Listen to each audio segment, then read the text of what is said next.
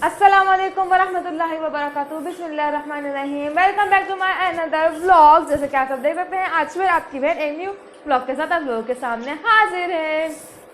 आप सबका मेरे व्लॉग नंबर 13 में दिल से वेलकम। जैसे कि आप सबको ऊपर से आवाज़ें आ रही होंगी हमारी बकरियों की। अभी सुबह के 9 बज रहे हैं और मैं और मेरे हस्बैंड जा रहे हैं बकरियों को चारा लेने के लिए।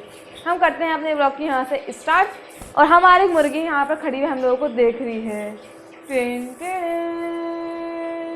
अल्लाह से बकरियां यहाँ पर चारा खाने के लिए आई हुई हैं। वाओ माशाल्लाह माशाल्लाह, कितनी प्यारी प्यारी बकरियां हैं, कितनी सारी। ये सारी बकरियां हमें मिली हैं रास्ते में। हम जा रहे हैं ये अब बकरियों का चारा लेने के लिए। क्या आप देख सकते हैं, हम ये अपना चारा लेकर आ गए हैं अल्हम्दुलिल्लाह। अब ये हम पिंजरे के ऊपर अपनी बकरियों का चारे को फैलाएंगे ताकि बकरियां आकर मज़े मज़े से आराम से इसको एंजॉय कर सकें। बिस्मिल्लाहिर्रहमानिर्रहीम। अल्लाह पाक हम सब के दिलों में जानवरों के लिए मोहब्बत एहसास और ज़्यादा पैदा करें। अभी हम थोड़ा सा उठाएंगे क्योंकि हम एक बकरी को ना यहाँ बांधते हैं, वो थोड़ी सी शरारती है। इधर हम आएंगे ऊपर से अपनी बकरियों का आवाज़ तो आ ही रही होंगी आप लोगों को हमारी बकरियों की कि आ गई हमारी बकरियां चारा खाने के लिए। माशाल्लाह माशाल्लाह माशाल्लाह माशाल्लाह।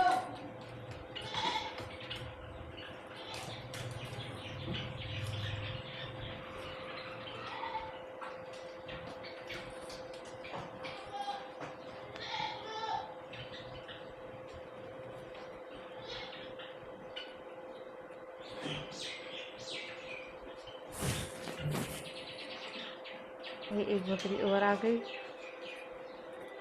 माशाल्लाह माशाल्लाह हमारी बकरियां, जिसके लिए हमने सीढ़ियों पे चारा रखा था यहाँ से चारा खा रही है और साथ में हमारी ये मुर्गी भी यहाँ से झाँक रही है। कितने मजे मजे से चारा खा रही है ये, एज यू कैन सी। माशाल्लाह माशाल्लाह।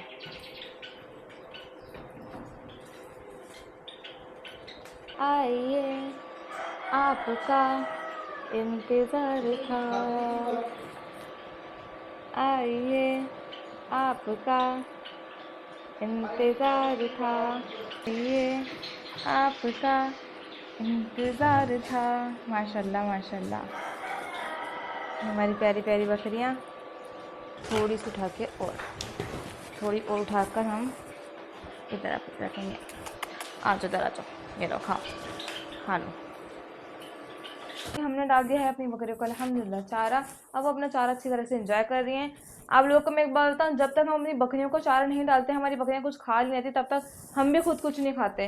क्योंकि हमारे दिल में इनके लिए इतना एहसास है कि हम सोचते हैं कि अल्लाह पाक ने इनको हमारी जिम्मेदारी बनाया, तो जब तक हम नहीं कैसे खा सकते हैं जब तक वो नहीं खाएंगी। इसलिए हम सबसे पहले उनको खिलाते हैं, फिर हम खाते हैं अल्लाह पाक के हुक्म से। अब हम इंशाअल्लाह अब जाएंगे, अब किचन में जाकर बनाएंगे अपना नाश्ता। नाश्ता करने के बाद हम आपसे मिलते हैं।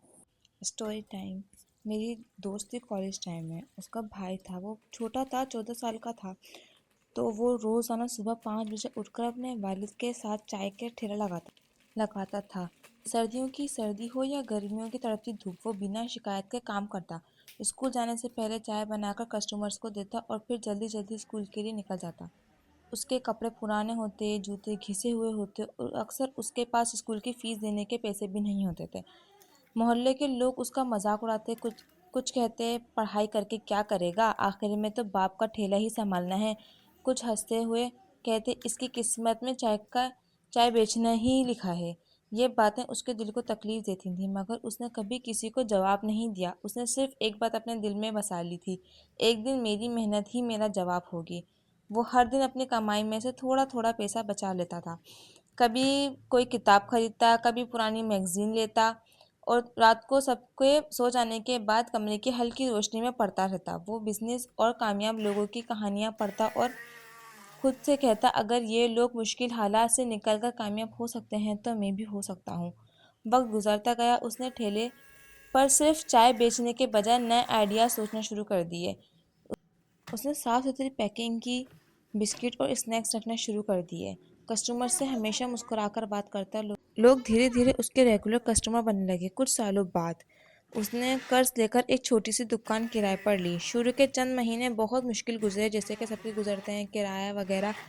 कई दिन ऐसे ही आए जब दुकान का किराया देना मुश्किल हो गया। कभी बिजली का बिल जमा कराने के पैसे नहीं होते थे और कभी सामान उधार लेना पड़ता था, लेकिन उसने हिम्मत नहीं हारी। वो रोज़ सुबह सबसे पहले दुकान खोलता और रात सबसे आखिर में बंद करता था। उसकी मेहनत रंग लाने लगी, दुकान मशहूर होने लगी, लोग दूर दूर से उसकी चाय पीने आने लगे। कुछ सालों में उसने दूसरी ब्रांच खोली, फिर तीसरी, और फिर पूरे शहर उसके कैफ़े का नाम होने लगा। आज वो सिर्फ चाय नहीं बेचता, बल्कि दर्जनों लोगों को रोज़गार देता है। एक दिन वही लोग जो उसका मजाक उड़ाया करते थे उसके पास आए और पूछा, तुम्हारी कामयाबी का राज क्या है? वो मुस्कुराया और बोला, लोगों की बातों ने मुझे कमज़ोर नहीं बनाया, बल्कि और मजबूत बना दिया। मैंने सीखा कि अगर इंसान अपने ख्वाब पर यकीन रखता और मेहनत करता रहे तो धीमे रफ्तार से चलने वाला भी एक दिन मंजिल तक ज़रूर पहुंचता है। तो इससे हमें ये मोटिवेशन मिलती है कि ज़िंदगी में लोग आपको आपके आज से पहचानेंगे, लेकिन आपकी मेहनत आपके कल बदल सकती है, बस रुकना नहीं चाहिए। और ये हमारा मैंगो शेक तैयार है। टन टन। चले जी, अब हम करते हैं अपने ब्लॉग को यहीं पर यार। हाँ, एक और ज़रूरी बात, मोरल ऑफ द स्टोरी, हमें लोगों की बातों से और उनकी तनकीद से घबराना नहीं चाहिए। हमें मेहनत करनी चाहिए, सब्र करनी चाहिए और अपने ख्वाबों पे यकीन इतना होना चाहिए कि हम जब कामयाब हो जाएंगे तो फिर लोग सोचने पे मजबूर हो जाते हैं। चले हम करते हैं अपने ब्लॉग को यहीं पर एंड इंशाल्लाह मिलेंगे हम अपने नेक्स्ट ब्लॉग के अंदर। Don't forget to like, comment, share and subscribe my YouTube channel. फिर अमान अल्लाह।